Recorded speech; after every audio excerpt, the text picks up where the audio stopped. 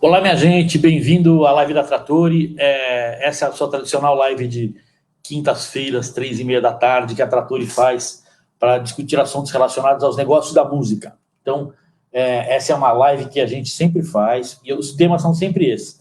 Negócio da música, como funcionam as plataformas de streaming, quanto você ganha nelas, como é o direito autoral, onde se registra, para que se registra, o que se registra, etc, etc. Deixa eu só ver se a live tá funcionando direitinho, porque às vezes não entra a live na página da Trattori. Espera só um pouquinho. A gente está usando aqui uma ferramenta muito boa que eu adoro, chamada BeLive, mas às vezes ela é esquisita. Tá ok. Tá lá, vou só testar se tá ok, bacana. Muito bem. E aí? Vamos lá. Quem está chegando aí? A Tatiana Borea Librelato, que é da editora Trattori, vai estar assistindo e vai estar dando suporte para a gente hoje. Eu já vou explicar por quê. G. Dias Hertz dizendo, finalmente consegui assistir no horário. Muito bem, que bom que você está aqui. E a Jéssica está dizendo que está funcionando bem. Muito obrigado. Então, eu sempre conto essa historinha. A Trattori, quando começou a pandemia, começou a perceber que, já que a gente não estava tendo reunião, o pessoal não estava visitando a gente aqui, a gente começou a ter menos conversa com os artistas, né? Então, a gente resolveu fazer essas lives toda semana, 3h30, eu estou aqui, e muitas vezes com um convidado. Semana passada, o Davi esteve aqui, aí a gente já teve a Guta Braga falando de letras nas plataformas, a gente já teve um monte de convidados super interessantes, o Arthur Joly falando sobre masterização, etc.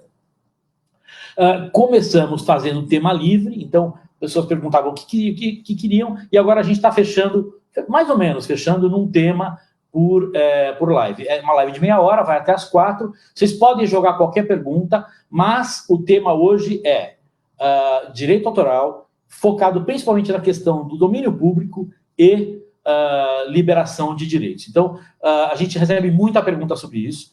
Primeiro, vou dizer quem é a gente. A gente é a Trattori. A Trattori é uma distribuidora de música.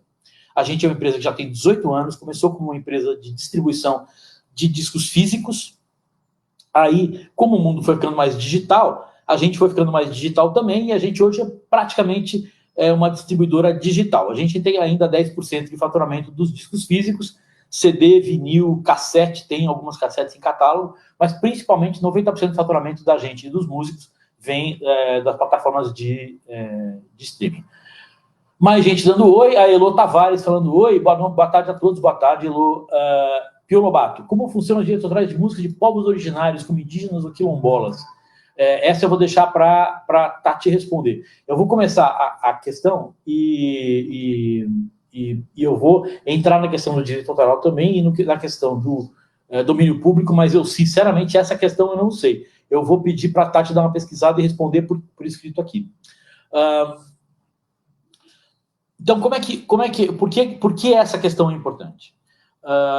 Quando começou a música nas plataformas digitais, a gente começou a escutar uma história de que, não, agora não precisa mais pedir autorização, agora o direito autoral é livre e tal. Não é uma coisa tão simples assim. De certa forma, simplificou, porque muito do pagamento dos direitos autorais é feito diretamente agora para as editoras, das plataformas para as editoras. Mas você tem que estar com a tua música numa editora ou com algum contrato de recolhimento das plataformas, como existe o contrato com a Trattori. Mas você não pode gravar qualquer música e colocar essa música no ar. Quando você pode fazer isso? Quando for, por exemplo, domínio público. O que é domínio público? Domínio público é quando a música foi composta por pessoas que já morreram há mais de 70 anos. Essa é a principal razão para a música entrar em domínio público. Pode ser também quando quando os compositores já morreram e não têm descendentes, tá? Então, é assim que a música entra, a composição entra em domínio público. Outras questões aí. Vamos lá.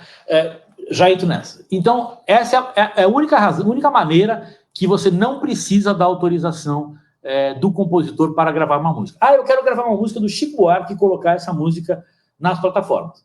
você tem que entrar em contato com a editora do Chico Buarque e pegar a autorização do Chico Buarque ou da editora do Chico Buarque para fazer essa gravação e colocar nas plataformas. Senão, o que acontece? Senão, a editora, e isso tem acontecido cada vez mais, uma vez por semana isso está acontecendo aqui na Trattori, a editora entra em contato com a gente e fala para tirar do ar, porque essa música não tem autorização, tá?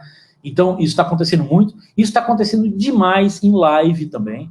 A pessoa faz um live e usa um fonograma ou usa uma composição que não é dela, que ele não tem autorização, e isso está acontecendo com uma certa frequência. Então, vocês têm que ter a autorização da editora, do compositor, para poder gravar uma música. Isso para YouTube também, Maurício? Olha, a rigor, sim. Se você não fizer, o YouTube está pagando as editoras, mas se você não tiver autorização, a letra da lei no direito autoral brasileiro é muito clara. O autor é soberano, então ele pode fazer o que ele quiser com a composição dele. Se ele quiser que você não grave, ele vai dizer, você não vai gravar e você não grava. Tá? Ele pode entregar esse poder para uma editora também.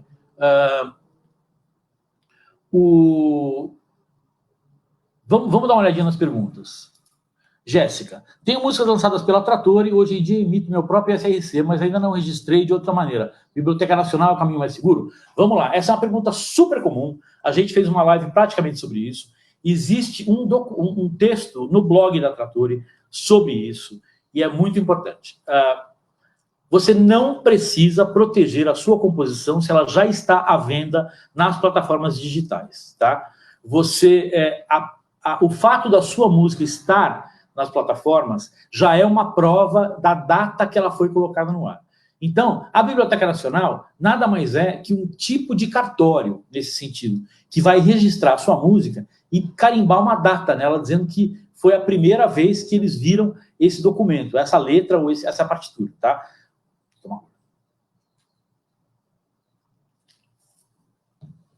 Antigamente, isso era a única maneira de se fazer, ou você podia ir no cartório de notas e registrar a partitura da música.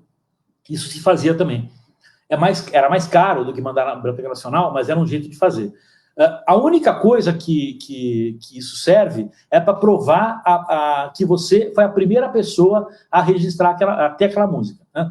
Não existe na lei uma exigência de que seja feita na Biblioteca Nacional ou em qualquer lugar. Estar numa plataforma digital, até mesmo no YouTube, é uma prova daquela data. Você sempre pode chamar o YouTube oficialmente, com uma comunicação para o YouTube, pedir, olha, me comprova quando essa música foi enviada para vocês. Eles vão ser forçados a te mandar uma carta dizendo, olha, na data tal, tal, tal, tal. Então isso tem valor jurídico, tá? Para musicar poesias que estão no domínio público, o que a gente precisa? Não precisa nada. Você tem que ter certeza que a poesia está no domínio público. O que é isso? Depois que o autor morreu, todos os autores morreram, no caso de poesia, normalmente é uma pessoa só, no caso de música pode ter mais. Mas todos os autores, ou os autores da poesia ou da música, têm que ter morrido há mais de 70 anos, tá? E aí você não precisa fazer nada. Mas você tem que citar o nome, você tem que dizer de quem veio. Isso ainda é obrigação sua.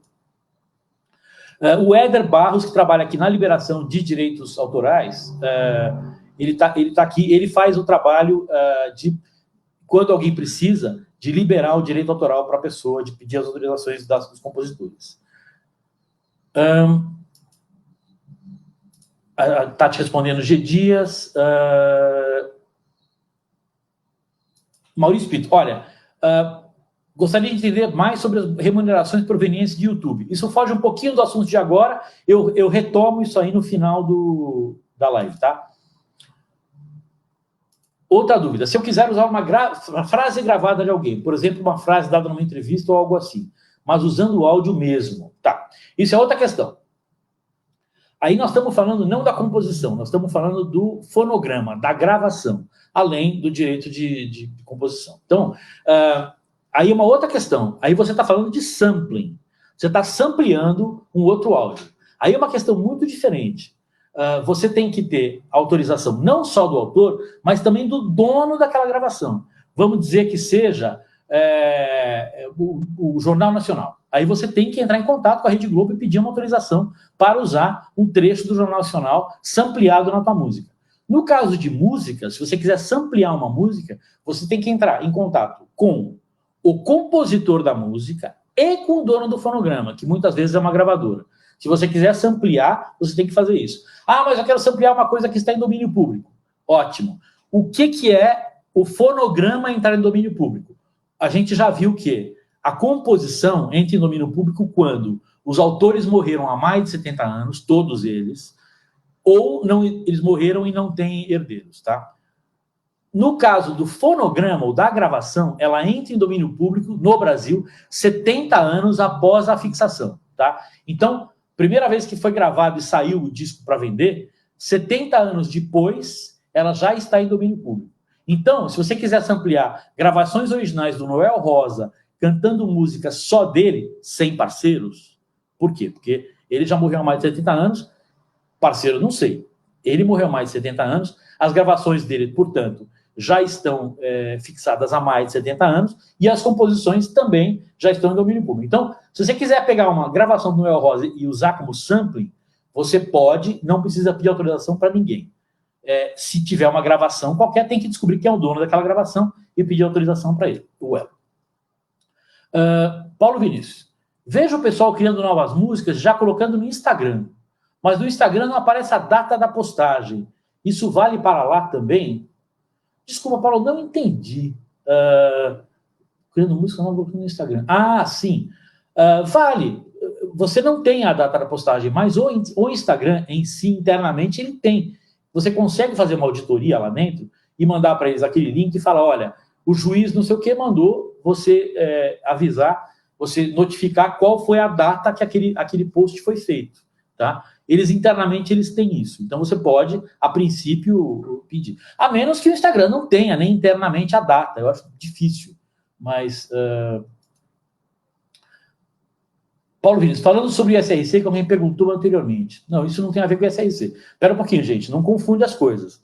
Nós estamos falando sobre comprovar que você é o autor de uma música ou que a tua autoria veio antes das outras. E SRC é outra história. E SRC serve para execução pública. Não tem nada a ver com comprovar a autoria de uma coisa. O SRC serve para quê? Quando a música toca no rádio, o rádio paga o ECAD paga a associação, que pode ser Abramos, UBC, Socimpro, Amar, SBACEN, eu vou esquecer alguém aqui, mas essa associação paga você. O SRC serve para identificar essa música no caminho da execução pública, tá? Não tem nada a ver com registrar composição, nada a ver, e não tem nada a ver com a venda digital através da Trattori, tá? Então, o ISRC serve para a execução pública, é uma coisa do ECAD, que você vai ver, ECAD, Abramos, UBC, esse lado do mundo, cujo faturamento é de execução pública e passa por lá, não passa por aqui. Não tem nada a ver com a gente e não tem nada a ver com composição também. Vamos lá. Jéssica, quantas editoras? Pode esclarecer? Indica alguma? Faz pouco que entendi que editora e Abramos são coisas diferentes. Sim, é uma dúvida muito comum. Aqui na Trattori, é comum a gente ver esse erro. A pessoa está cadastrando um disco aqui, quando chega na hora dos compositores, compositora tal, editora Abramos. Não, a Abramos não é a sua editora. A Abramos é a sua sociedade arrecadadora. A Abramos, UBC, Socimpro, Amar, elas são associações que arrecadam, via ECAD, a execução pública de rádio, TV, locais públicos como supermercados, por exemplo, shows, casas noturnas, baladas, etc. Então, todas essas empresas pagam o ECAD. O ECAD distribui esse dinheiro através das associações para os detentores dos direitos. Não só para os compositores, mas para os donos dos fonogramas, para os músicos acompanhantes, etc. O ECAD, Abramos e SRC, isso é coisa de execução pública, não tem a ver com composição. Composição, editora tem a ver com a composição. O que é uma editora? Uma editora é uma empresa que cuida dos direitos do compositor ou do letrista. Tá? Então, você compõe uma música, você entrega para a editora administrar para você. A editora vai fazer o quê? Vai recolher de todos os lugares onde se paga compositor e também vai tentar colocar essa música para ser gravada por intérpretes famosos, para você ganhar mais dinheiro. Porque se um cantor famoso grava a tua música, você vai ganhar mais. E a editora também. Então a editora vai fazer esse trabalho de tentar vender o seu peixe e fazer com que mais pessoas gravem a sua música, que ela seja colocada em filmes para ganhar mais dinheiro. A Tatiana, que está aqui na conversa, ela é da editora Trattori. Que mais? Jéssica, pensei que ISRC poderia garantir a autoria. Mais ou menos, Jéssica, porque no ISRC você não tem você tem o título da música só, né? Você não necessariamente mandou o áudio. Eles até pedem que você mande, mas a maioria das pessoas não manda o áudio para lá. Você registra o nome de uma música, o nome da música só, e quem são os autores. Então, a outra pessoa pode falar, não, ele registrou aqui uma música tal, mas não é a mesma. A música Eu Te Amo não é a mesma música da Eu Te Amo que eu compus. Essa que ele registrou é uma outra. Ele está dizendo agora que é a minha, mas não era. Tá? Então, Jéssica, não acho que não tem nada de que comprove que a música Eu Te Amo que você registrou, o ISRC dela, é a mesma que o outro cara está alegando. Então, eu acho uma prova muito fraca de data. Tá? Daniel Milhavaca. Gostaria de saber como funciona o pagamento do direito autoral para lançamentos digitais sem apressar do CD físico. Ótima pergunta. Vamos entrar nessa questão com um pouquinho mais de profundidade. Eu não sei se o Daniel está querendo falar ele sendo o autor ou ele não sendo o autor. Vamos ver os dois casos. Primeiro, mais fácil. Ele não sendo o autor. Vamos dizer que o Daniel está fazendo um disco chamado Daniel Milhavaca Canta Chico Buarque. Ele só vai gravar Chico Buarque. Então ele tem que ir, mesmo no digital, não interessa se tem disco físico ou não. Mesmo se o lançamento é só digital, ele tem que ir na editora do Chico Buarque, pedir autorização para fazer isso e possivelmente pagar. Aí volta às autorizações, ele pode gravar e colocar as músicas no digital. E aí o que acontece? A editora vai receber direto da plataforma os rendimentos devidos ao autor. Tá? O Daniel, uma vez feito isso, não precisa, após lançar a música, pagar mais nada para a editora. Tá? Porque a plataforma, Spotify, Deezer, Tidal, Apple, etc., pagam as editoras diretamente. Muito bem. Segundo caso, que é um caso um pouquinho mais interessante. O Daniel está gravando música só dele, tá? E ele não é editado. O Daniel não tem editora. Se o Daniel tiver editora, a editora dele vai atrás. Se for uma editora grande, uma editora com estrutura para fazer isso, vai atrás nas plataformas dos rendimentos dele como compositor, tá? Mas deixa eu mostrar. Eu tenho um gráfico aqui que até já sabia que a gente ia precisar dele, e eu vou puxar aqui. Espera só um pouquinho.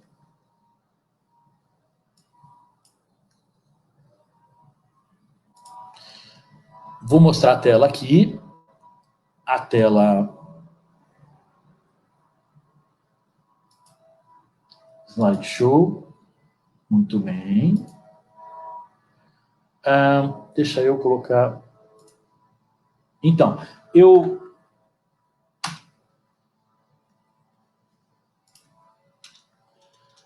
você recebe na plataforma digital de 3 fontes diferentes. Deixa eu tirar a mensagem aqui de cima.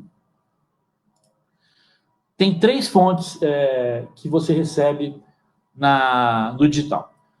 Tem uma torta aí. O maior pedaço dessa torta é o fonograma. Você recebe direto, digamos, da Trattori, do seu agregador, você recebe direto o valor relativo ao fonograma. Vendeu uma faixa do Daniel, o Daniel vai receber a parte devida para ele da gravação, da faixa que ele fez, tá? A outra fatia um pouquinho menor é a parte do autor, como via editora ou via direto, tá? Então, se as músicas são dele, ele também teria que receber essa parte menor e a outra parte pequenininha. Essa pequenininha vai para o ECAD. Isso é uma confusão, porque, na verdade, não deveria, em teoria, ir para o ECAD, porque ou é execução pública ou não é, né? Então, no caso, não teria que estar pagando o ECAD, mas vamos lá. Spotify, Deezer, Apple, todo mundo que tem streaming, paga também essa fatia pequenininha para o ECAD como execução pública. Isso vem no teu relatório de sociedade arrecadadora, tá? A maior parte, mais ou menos 9/10, vem através do agregador e é o dinheiro do fonograma. 1/10 é dividido, vai via editora, aí já vou entrar nessa questão, e a execução pública é uma questão complexa, mas vem via ECAD, etc. Esse autoral, esse 1/10 aí, que é isso que o Daniel está falando, como é que funciona o pagamento de direito autoral no lançamento digital? Esse deveria ir para o autor. Se o autor não é editado, não vai para a editora. E também não vai para o autor, porque o autor não é editado. Como é que a loja digital vai pagar o autor se ela não sabe onde é que está esse autor? A Trattori e as agregadoras maiores têm a opção de você recolher esse dinheiro também, se você for o autor das suas músicas, tá? No nosso caso, chama Digitrattori. A gente tem um contrato extra que você pode assinar e receber essa parte também, tá? Então, eu não sei se eu respondi a questão do Daniel. Se eu não respondi, Daniel, você continua perguntando aí. Maurício Pito. Correto afirmar que assinando de Trattori, a Trattori iria atrás do repasse referente de dinheiro total também nas plataformas? Sim, correto. Só cuidado, demora quase 1 ano para chegar o primeiro pagamento, tá? A velocidade de publishing e a velocidade de fonograma são muito diferentes. Fonograma, se você botar a música para... hoje é dia 1º, né? Você colocou a música no ar hoje, algumas lojas, na verdade uma loja, se tocar hoje a música, no mês que vem a Trattori já te paga, tá? A parte de fonograma. Mas a maioria demora um pouquinho mais, 2 meses, 3 meses. Mas o autoral pode chegar a demorar 1 ano, tá? Porque demora muito, porque tem muitos intermediários cujo reporte é trimestral. Então, você vai receber. Demora, mas vai receber, tá? Paulo Vinícius, perfeito, Maurício. Obrigado pelas explicações, agradeço por você abrir espaço de comunicação. Muito obrigado a você por participar e vir aqui prestigiar. Tatiana, se o autor da obra, mesmo indígena ou quilombola, isso é a resposta do Pio Lobato. Pio Lobato, se é o mesmo Pio Lobato, é um sujeito que é muito talentoso, paraense, figura gênio. Pio perguntou o que acontece com as músicas dos indígenas e quilombolas, como é que funciona o direito autoral. A Tatiana, da editora Trattori, está respondendo aí. Se o autor da obra, mesmo indígena ou quilombola, for identificado, é preciso que esse autor autorize o uso da obra, mas se for autor desconhecido, será domínio público, ressalvada a proteção legal dos conhecimentos étnicos e tradicionais. Vamos lá. Para afirmar, então, se o ISRC não garante, e a Biblioteca Nacional hoje em dia é dispensável, se o som está no ar nas plataformas, a menor maneira de registrar é distribuindo. Sim, é uma maneira. Qualquer maneira que esteja claramente identificado que a música estava no ar naquela data, é uma maneira de você provar. Daniel, então eu peço autorização para a editora para gravar algum artista, mas não pago nada para a editora. Depende se eles pedirem para você pagar ou não. Eles podem pedir para você pagar. Mais uma vez, a lei do direito autoral brasileiro, ela é muito clara nisso. Ela diz o seguinte, o autor é soberano. A palavra soberano quer dizer o seguinte, o autor faz o que ele quiser. Se ele quiser, ele fala, você tem que pagar $1.000. Você tem que pagar $1.000. Não é para gravar. Você não vai gravar. Tudo que o que ele quiser, ele manda. Não existe lei que se sobreponha a isso, tá? Exceto no caso de execução pública, a rádio, por exemplo, não precisa pedir autorização dele, isso já está previsto em lei com a criação do ECAD. É isso aí, Tatiana complementando aqui para o Daniel, depende da editora, tem editora que cobra, tem editora que não cobra. Jéssica, vocês estão iluminando, agradeço demais. De nada, gente. Daniel, entendi, Tatiana, etc. Sim. Daniel, como é que funciona isso? Daniel quer saber como é que a editora cobra se... normalmente o físico é feito pela quantidade de discos prensados, né? Então, você paga um certo tanto para 1.000 discos prensados e paga o dobro para 2.000 discos, etc. Como é que funciona no digital? No digital, esse valor é fixo. A editora está te cobrando, na verdade, um dinheiro que é um custo operacional dela emitir essa autorização para você gravar e colocar nas plataformas. Porque, na verdade, a parte dela, a plataforma vai pagar. A diferença, Daniel, é que no caso do CD, quando você pede autorização para fazer CD, a fábrica de CD não paga a editora, você é que tem que pagar. No caso da plataforma, não. A plataforma paga a editora. Você está pagando a editora só o custo operacional dela emitir a autorização. Gui Machado, O artista que lança os álbuns da plataforma digital ganha algum dinheiro? Gravar de forma independente dá dinheiro? Gui, acabei de falar, é claro que dá dinheiro. Como assim? Você acha o quê? Que o artista não ganha nada do Spotify, Deezer, Apple, etc? Não, claro que ganha. Aquela assinatura que você paga para ouvir o Spotify, por exemplo, 70% do dinheiro que você paga da sua assinatura é distribuído para os detentores de direito. Então, sim, dá dinheiro. O artista independente ganha dinheiro? Ganha. É proporcional a quantas vezes você toca. Se você não tocar nada, você não ganha nada. Se você tocar 10 vezes por mês numa plataforma, você vai ganhar quase nada. Então, é proporcional ao quanto você toca. Na verdade, a pergunta é para você. O que você vai fazer para que sua música seja muito tocada e você ganhe muito dinheiro? Aqui na Trattori tem gente que ganha muito dinheiro e tem gente que ganha pouco dinheiro. Depende muito de quanto é tocada a música. Daniel Miravaca, perfeito. Maurício, Tatiana, muito obrigado. Obrigado a vocês. G. Dias, as editoras têm custo de associação ou mensalidade? Não, não tem. Tem muitas editoras muito grandes. A editora do Chico é a Marola, a editora do Lobo é a Lobo Music. Tem muita editora e eu não seria correto eu mencionar uma ou outra, porque tem milhares de editoras no mercado. Elas não cobram custo de associação, mas elas são sua parceira. Então, elas vão cobrar 25% do que você recebe de direito autoral como compositor. Então, tudo que entrar de dinheiro para você, seja execução pública, de televisão, de uso em cinema, por exemplo, ou de plataformas digitais, elas vão pegar 25% e repassar 75% para você. Tá? Então, não tem uma... não, falei 25%, que é o custo que é o que a Trattori cobra, a editora Trattori cobra. Mas não, isso pode variar. Você tem que olhar o contrato da editora e ver quanto que ela está pagando. Então, não é padronizado isso aí. Tá. Gui Machado, não sou artista não, cara, é só para saber, porque me deu curiosidade, entendeu? Então, Gui, sim, claro.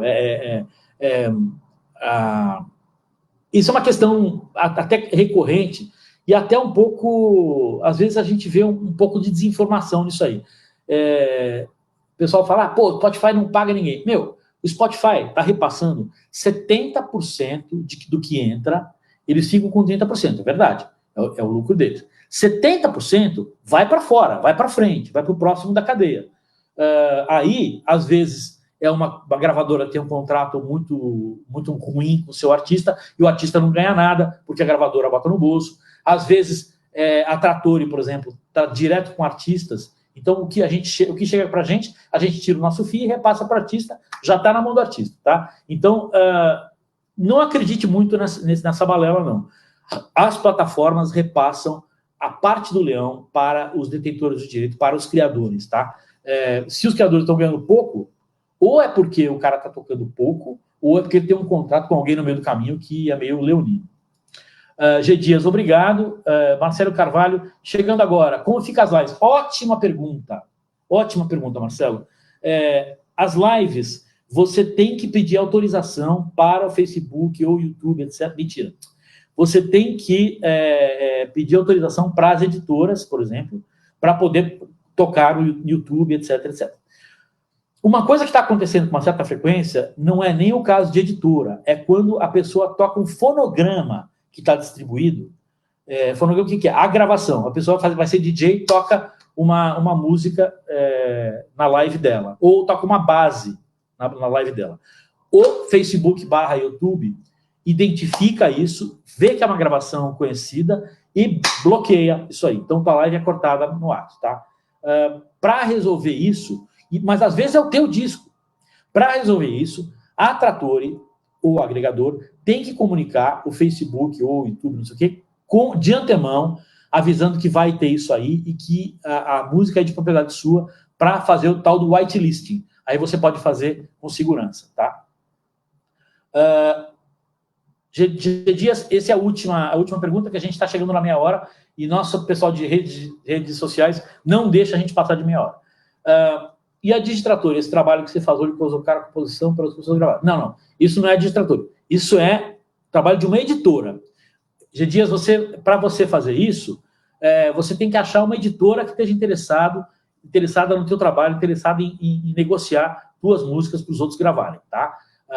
Você tem que procurar uma editora bacana que você confie e que seja bem recomendada. Tá bom, gente? Agradeço a presença de todos. Deu meia hora aqui. Eu gostaria de agradecer mais uma vez a Tatiana também, que estava aqui, da editora Trattori, que respondeu as perguntas. E até a semana que vem, gente. Um abraço. Tchau.